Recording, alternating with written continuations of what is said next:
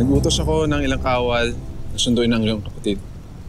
Ilang sandali lang ay pabalik na sila rito kasama sa akin. Mabuti po ba nun? Araw, Danaya. Iwan niyo muna kami.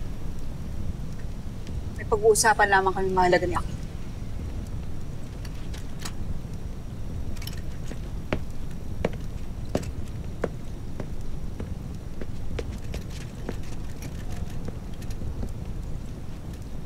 Danaya. Aking mahal.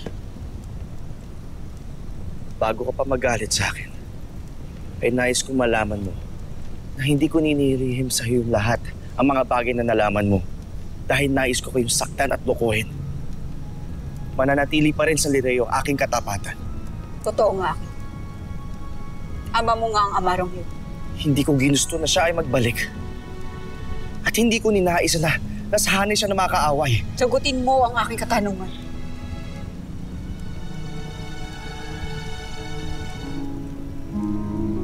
Oo, Danay. Ama ko siya. Ngunit inuulit ko, hindi pa rin mawawala sa Lireo ang aking katapatan.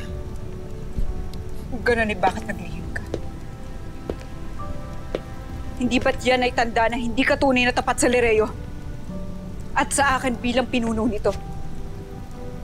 Na iniligay mo ako sa nakakahiyang katayuan dahil batid ng lahat na may namamagitan sa atin. Danaya, paumanhin ngunit ama ko pa rin siya. At hindi ko siya maaari ipahamak o itatwa. Higit na mauunawaan kita. At mas madali kitang matutulungan kung ipinagtapat mo lamang sana ang lahat simula pa lang. Ngunit ngayon, paano kita pagtatanggol, Akil?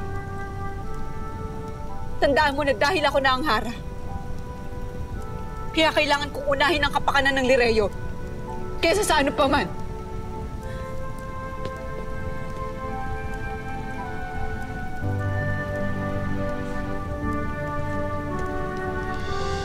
Ano ibig sabihin nito? Paano tayo, Danaya? Higit nga marahil na makakabuti kung wala ka na dito sa palasyo. Nang sa ganun na hindi ka na mapag-isipan pa ng masama ng iba. Dahil sa relasyon mo sa isang kaaway.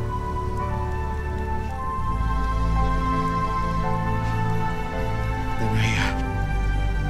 Makakaalis ka na, Akil. Yan ang utos ng Reyna.